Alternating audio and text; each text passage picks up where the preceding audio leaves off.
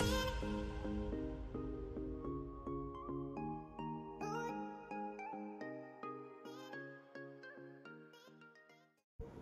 সকাল বন্ধুরা, আজকে ভাইয়ের গায়ে হলুদ, তাই সকাল সকাল হলুদ পেস্ট আর মুলতানি মাটি নিয়ে চলে এসেছি। আর ভাইও কিন্তু রেডি হলুদের জন্যে। এই যে ও আগে থেকেই বসে রয়েছিল, ওকে হলুদের প্লেটটা দিয়ে আমরাও সবাই কিন্তু একই শাড়ি পরে ওর পাশে দাঁড়িয়ে পড়েছি ছবি তুলব বলে। বাচ্চারাও সব একে একে গিয়ে কারো মামু কারো চাচুর গায়ে হলুদ মুলতানি মাটি দিয়ে দিচ্ছে। আর আমরাও সবাই অনেক হই হুল্লোড় অনেক মজা আনন্দ করছিলাম। ভিডিওটা দিতে কিন্তু অনেক দেরি হয়ে গিয়েছে আমার। আসলে কি বলুন তো, নিজেই যে একটু আনন্দ করব সেটাও তো দরকার। তো নিজে আনন্দ করতে গিয়ে না আপনাদের সাথে ভিডিওটাই শেয়ার করতে একটু দেরি হয়ে যাচ্ছে। আমি জেনিফা, আমার ইউটিউব পরিবারকে জানাই আরও একবার স্বাগত। আশা করি আজকের ভিডিওটা আপনাদের অনেক অনেক বেশি ভালো লাগবে। তো প্লিজ বন্ধুরা, ভিডিওটি স্কিপ না করে পুরো দেখার রিকোয়েস্ট রইল আমার সকল বন্ধুদের। আশা করি যে যেখান থেকেই দেখছেন আমার ভিডিওটা সকলেই ভালো আছেন, সুস্থ আছেন। আলহামদুলিল্লাহ, আল্লাহ তাআলার রহমতে আমিও আমার পরিবারও অনেক অনেক ভালো আছি এবং সুস্থ আছি। হলুদে কিন্তু সবাই হলুদের ড্রেস পরে নিয়েছে। আর এই যে দেখুন আমার এগুলো মানে ভাই দিদির ছেলেরা সব ওরা সাদা শার্ট আর সাদা সাউথ ইন্ডিয়ান ড্রেস পরে নিয়েছে, আর আমরা সাদা শাড়ি লাল পাড়ের শাড়ি পরেছি বড়রা। আর অনেকেও আছে হলুদ শাড়ি পরেছে, তবে মেন যে হলুদের কাপড়টা তো হলুদই হয়, কিন্তু আমরা এবারে সবাই মিলে প্ল্যান করেছি যে সাদা শাড়ি লাল পাড়ের শাড়ি পরবো। সবসময় তো হলুদ শাড়ি পরা হয়, তাই এবারে একটু ভিন্ন কিছু পরবো। তাই আমরাও সাদা শাড়ি লাল পাড়ের শাড়ি পরেছি, আর ছেলেরাও কিন্তু দেখুন সাউথের ড্রেস পরে নিয়েছে।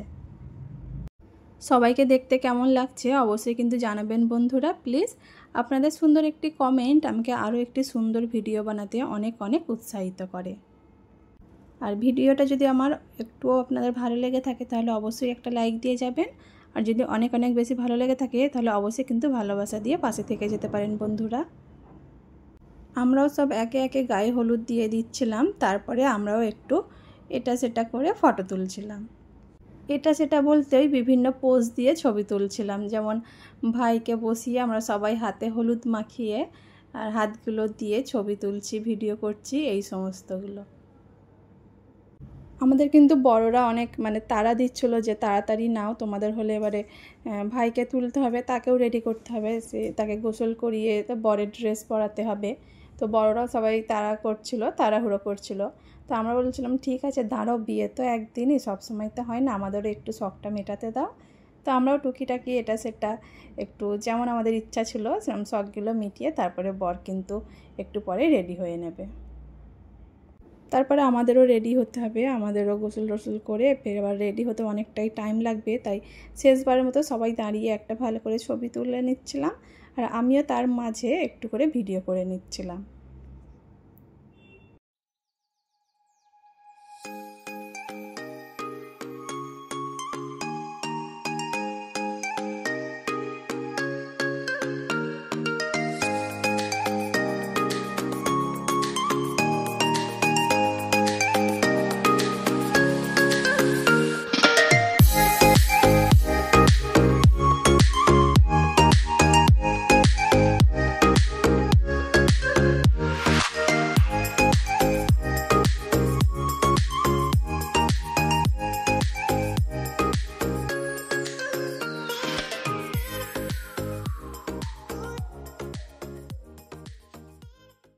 আমরাও কিন্তু রেডি হয়ে বেরিয়ে পড়েছি।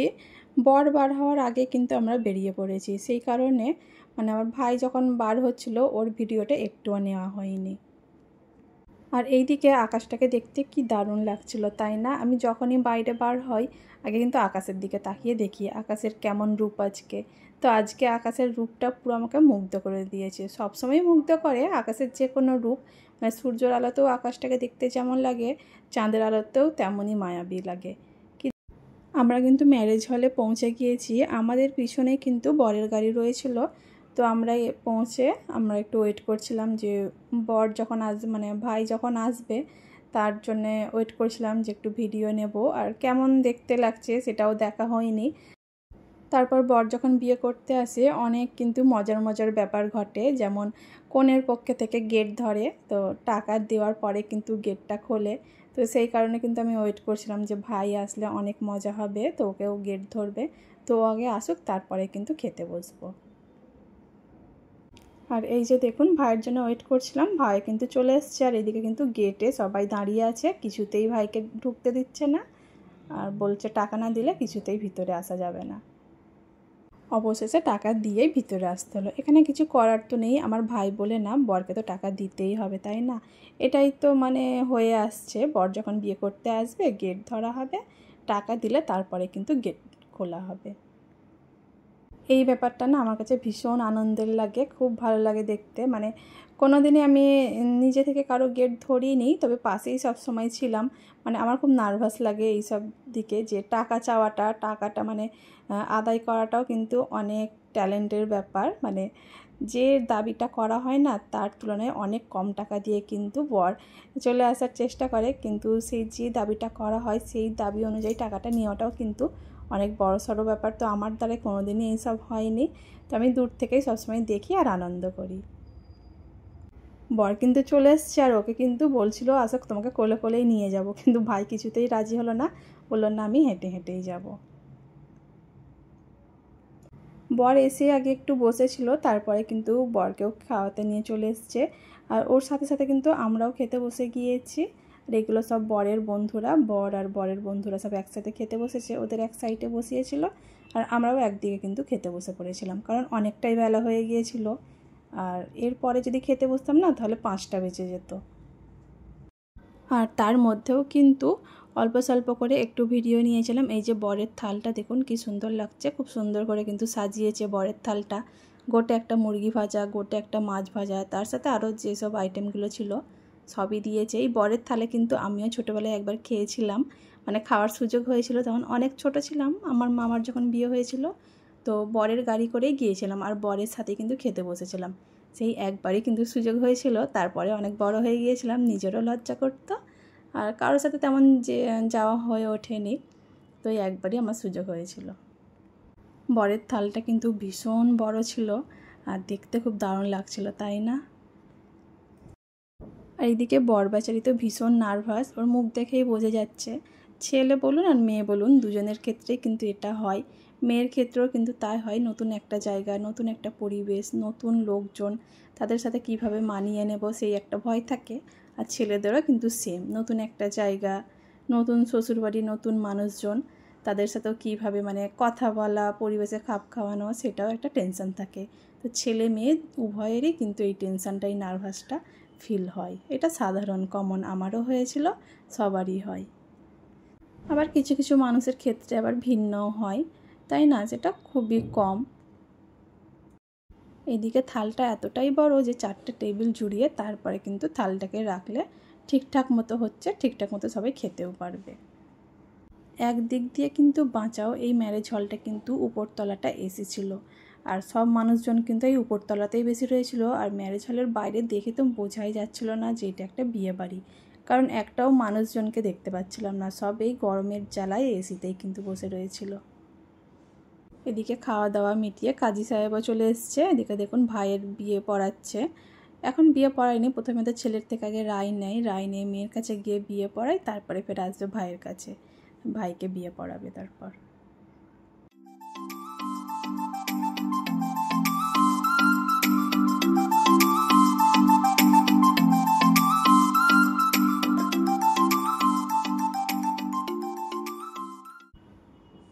মাশাআল্লাহ, আংটিটার সাইজটা দেখুন, আমি তো প্রথমে দেখেই বলছিলাম এটা বাহুবলী আংটি, কি ভারী, কি দারুণ দেখতে, তাই না? ভাইয়ের মুখ থেকে ভাইয়ের শ্বশুর এটা দিয়েছে। আংটিটা খুবই সুন্দর। দুই পক্ষ থেকেই রায় নেওয়া হয়ে গিয়েছে, বিয়েও পড়ানো হয়ে গিয়েছে, এবারে দুইজনকে বসিয়ে একটু ফটোশ্যুট করা হচ্ছিল, তারপরে কিন্তু এবার বিদায়ের পালা। আমার ভাইয়ের বউ তো এতটাই কান্নাকাটি করছিল যে ওকে বিয়ের শাড়িটাও পরানো হয়নি, যে লেহেঙ্গাটা পরেছিল ওটাই নিয়ে চলে যেতে হয়েছে, ওখানে গিয়ে তারপর আমরা পরিয়েছি। মানে এতটাই কান্নাকাটি করছিল, কান্নাকাটি করতে করতে শরীরটাও খারাপ হয়ে যাচ্ছিল, তো আমরাও বললাম ঠিক আছে পড়াতে হবে না, যে পরে দেখা যাবে। এত শরীর অসুস্থ নিয়ে কি ভারী শাড়ি পরানো যায় বলুন? তো যেটা পরেছিল ওটা পরিয়ে আমরা নিয়ে চলে গিয়েছি। ম্যারেজ হলটা কিন্তু রাত্রিরে খুব সুন্দর দেখতে লাগছিল।